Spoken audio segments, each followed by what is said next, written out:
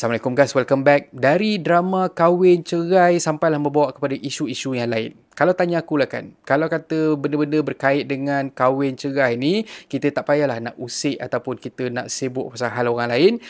Cumanya untuk isu kali ni, aku terpanggil untuk berkongsi dengan korang pasal aku rasa ada nasihat yang aku boleh sampaikan pada kita semua. Mungkin ada yang tahu, mungkin ada yang tak tahu pasal isu penceraian di antara influencer Cik Apple dan juga Geoff Liam. Aku tahu pasal benda ni dan juga aku follow pasal bukan apa, sebabnya diorang ni berada dalam circle yang sama dengan aku. So kenapa diorang bercerai-berai benda semua ni, itu kita tak payahlah nak tahu. Tapi apa yang aku nak sampaikan dekat sini ialah ianya juga melibatkan salah seorang staff Geoff Liam yang dikenali sebagai Dewi. But with this question will be my statement.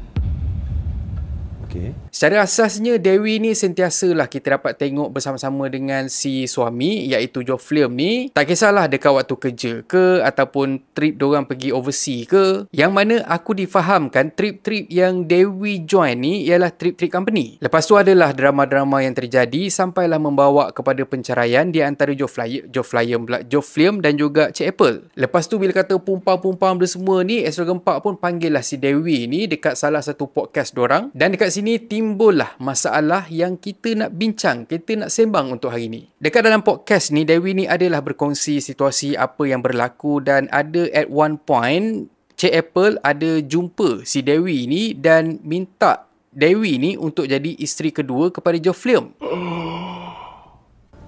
She offered me untuk jadi isteri kedua.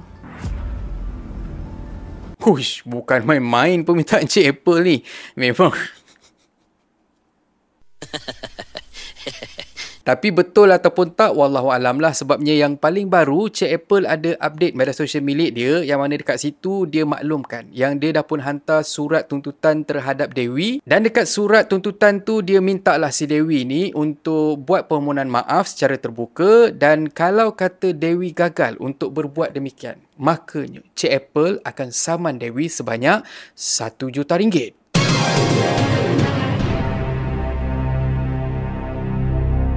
So, melalui screenshot LOD yang dikongsikan dekat media sosial ni, Nurul Hafizah, kami telah dimaklumkan anak guam kami adalah seorang usahawan, blogger dan juga influencer yang dikenali dengan nama pentas Cik Apple di media sosial, yang mana Cik Apple telah menjadi blogger terkenal sejak berusia 17 tahun.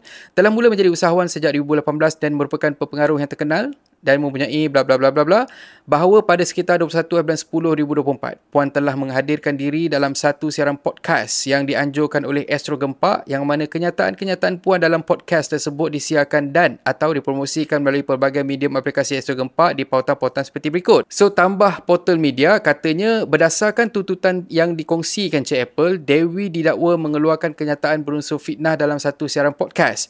Dalam temubual tersebut, Dewi mendakwa dia pernah ditawarkan menjadi isteri nombor 2 kepada Geoff Liam, iaitu bekas suami kepada Cik Apple. Notis berkenaan juga mengingatkan sekiranya Dewi gagal mematuhi notis berkenaan dalam tempoh seminggu, iaitu permintaan ataupun permohonan maaf secara terbuka, pihaknya akan memfailkan tuntutan di mahkamah. Sementara itu, di ruangan Instagram story, Cik Apple memaklumkan dia menang semua kes saman yang melibatkan dirinya sebelum ini. Kalau Dewi tak nak buat permohonan maaf dan nak ke mahkamah, memang aku all out lawan sampai habis. Berani kerana benar. Buat masa ni belum ada apa-apa feedback lagi dari pihak Dewi. Aku ada tengok juga sebenarnya podcast Dewi dekat Astro Gempak tu, dan masa aku tengok tu aku pun pelik juga sebenarnya. Kenapa dia keluar dekat dalam podcast ni, ataupun apa motif dia sebenarnya? Dia aku terkejut bukan apa, sebabnya dia muncul, lepas tu dia kongsikan pula pasal kisah peribadi. Aku tak pasti kalau kata bahagian influencer whatever semua ni, diorang ada strategi kenapa diorang nak keluar dekat dalam Astro Gempak, ataupun macam Astro Gempak ni dia cuba untuk ride dari segi orang kata tu ke hype ataupun kepanasan isu ni untuk rating, wallahualam lah. Cuma pada pandangan aku lah kan, pasangan ni diorang bukan sesiapa pun sebenarnya. Itu yang pertama. Yang kedua, pada aku isu perceraian ni tak perlu nak disensasikan pun, sebabnya aku tengok macam Cik Apple sebelum ni dah pun buat kenyataan yang